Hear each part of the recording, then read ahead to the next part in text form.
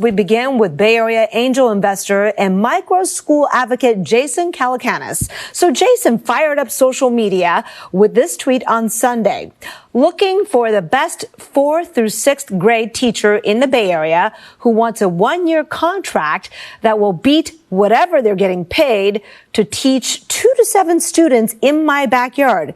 If you know this teacher, refer them and we hire them, I will give you a $2,000 Uber Eats gift card. That's a nice little referral fee there. Jason made early investments in companies like Uber and the stock trading app Robinhood. Jason, thanks for coming on today. Thanks for having me, and I think it's a great discussion, an important discussion. I hope everybody out there is safe and everybody's family is safe. I know this is a very challenging time for all of us. It is an important decision, conversation. Many families are considering it to different degrees. Now, of course, you raised a lot of eyebrows. Some say good for you, but others say you are widening the privilege gap or flaunting your wealth. Now, one response on Twitter here, I'll read to you. Everything that's wrong with the Bay Area all wrapped up in a nice little tweet. Jason, what's your response to that? Yeah, well, I mean, I think you have to understand Twitter is its own unique universe. But I was very clear in my tweet that, number one, we're in public school and we intend to come back to public school. Just public school is not open. And then for our family, and we have kids who are in elementary school, distance learning did not work. Number three, I don't believe schools are going to reopen. I think what will happen, sadly, is exactly what happened with Major League Baseball or many other situations with groups is we're going to have an outbreak, and I don't think teachers are going to want to risk going to classrooms. So if that sounds reasonable, and I think it's pretty reasonable to you, yes, that's the likely scenario. Mm-hmm. Mm-hmm. I mean, that's where we're headed, right? Yeah. Okay. So if that's where we're headed, yep. Then on the class issue, I was also very clear to say, hey, I understand that this is a privilege I have. I'm a product of the public school system in Brooklyn. I understand that I hit a couple of home runs as an angel investor. I understand the level of privilege I have. I'm not an idiot. We're going to give the other slots in the school away for free based on need. So in all likelihood, I think it's going to be 4, 5, 6 students in the backyard for a couple of hours a day. We'll be using, in all likelihood, the curriculum from our public school. We will be not taking a public school teacher because 95% of the applications coming in are from the tens of millions of Americans who are out of work right now because of the pandemic. Wait, Jason, how many applications have you gotten so far after you put this tweet out? Well, I haven't checked today, and I literally have somebody doing this for me. But it was dozens as of yesterday, and I'm talking about qualified. And well over 90% at that point in time were people who are out of work. So this is going to, in an almost certainty, be a net new job created. We're not trying to steal a public school teacher and have 23 other kids suffer, obviously. Mm-hmm. We're going to give away the majority of the spots for free. If somebody wants to contribute, and they have the means, that's fine. I understand. I got lucky and I can afford to do this. But this has been going on for a long time before Jason Calacanis came up with the idea. So I think people are giving me credit for it and they're giving me a hard time for it because, let's face it, it's easy to hate somebody like me who is a rich tech guy. But the truth is, it's going to be a net new job for society. The majority of the seats in the school will be free based on merit. And when I say merit, not like SAT scores. I'm talking merit as in you don't have the money to pay for this. I gotcha. Wait, so how many of the 7 kids, up to 7 kids, are your kids?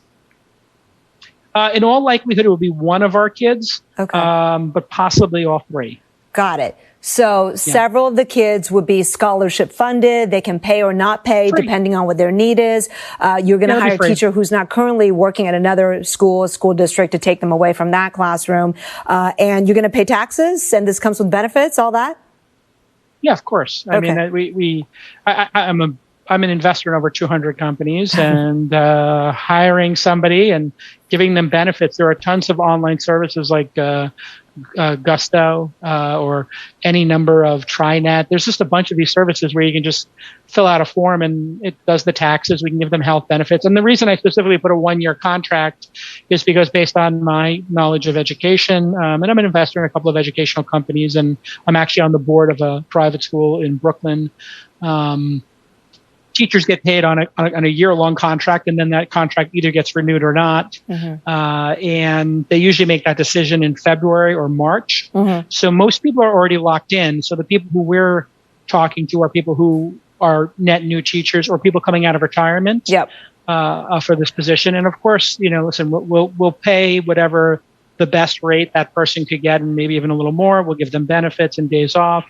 And we're all in this together. And if you can't afford this, I think you have to pause for a second, because I've been contacted by many people, and they said this is elitist, and that couldn't be further than the truth. What one family explained to me they're doing is they hired a college student for $15 or $20 an hour. And I think they started at 15, and they might be giving her a raise to 20 because she's done a good job. And they actually started this during the spring when the pandemic and distance learning started.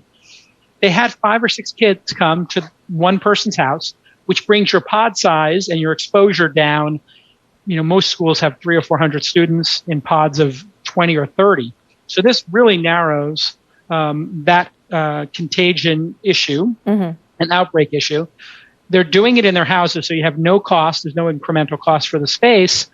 Another family told me they're using their office space, which is empty, because the companies are not using them. So what an amazing opportunity for companies to offer this to families, that they could come in and use conference rooms in their spaces. Add to that $15 an hour for 6 hours a day is $75. If you put 7 students in there with a college student and do the distance learning, it's an incremental $10 to $15 a day per student. Okay, I'm glad you're doing the calculation for me, because I'm glad, Jason, you're doing the calculation for me, because my math mind doesn't work that quickly. But I get what you're saying. I do it for a living. I'm an angel investor. But you're saying this is doable for a lot of people and not necessarily reserved for the super rich. I get your point there. Do you have any concerns, though, about liability? Like, what if somebody in your learning pod gets sick, right? And then what if it becomes a hotspot? Listen, we're all going through that exact issue in America, in every aspect of American life, whether it's going for pizza or ice cream or taking public transit. I think there will be some federal laws that will, if you're doing the guidelines, you will not be liable, and we can have everybody sign a waiver. So it's a valid question, but we're sitting here in America and people are not wearing masks and going to bars and going to choirs and doing everything we're told not to do. We're the only modern country in the world. I think we're actually, of all countries in the world, doing the worst job.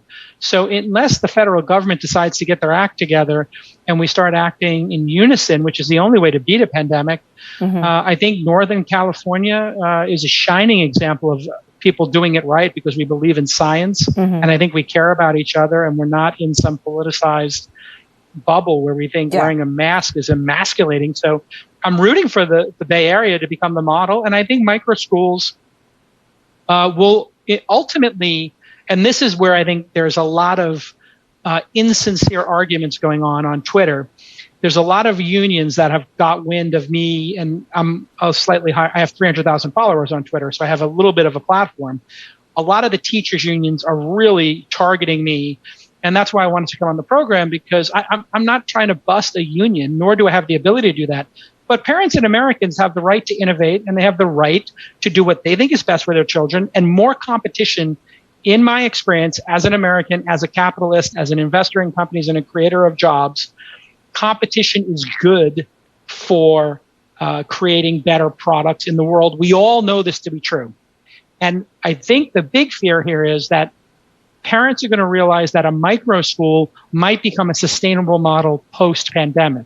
And then that challenges some of the unions who have a lock on education. And that's the back channel I've been getting. Some people have actually been telling me, listen, I know people in the union, they're targeting you for harassment on Twitter. They're trying to discredit you. I'm not trying to break a union. All I want to do is keep my kids safe and educate them. And we're still in public school. I could afford to go to private school. I believe in the public school system, and we're going to go back to public school after the pandemic. I just don't think anybody, including teachers and frontline workers, are going to want to expose themselves to coronavirus in large groups. And so we need to have a rational, nuanced discussion, which I appreciate you having with me today. All right. Well, Jason, we can continue this conversation, and it looks like we should. That was very insightful and interesting, and I appreciate you putting that out there. Sounds like you're saying, hey, if you want to do this, at the cost range that you can afford, I'm happy to work with you and kind of teach you and share with you my model, right? That's what you're saying? Yeah. I mean, my Twitter handle is Jason, so twitter.com/Jason, and I'm going to document everything we learn and share it with the community, of course. All right. Jason Calacanis, great talking with you. Thanks so much, and good luck with that. Keep us posted, okay? Thank you. All right, take care.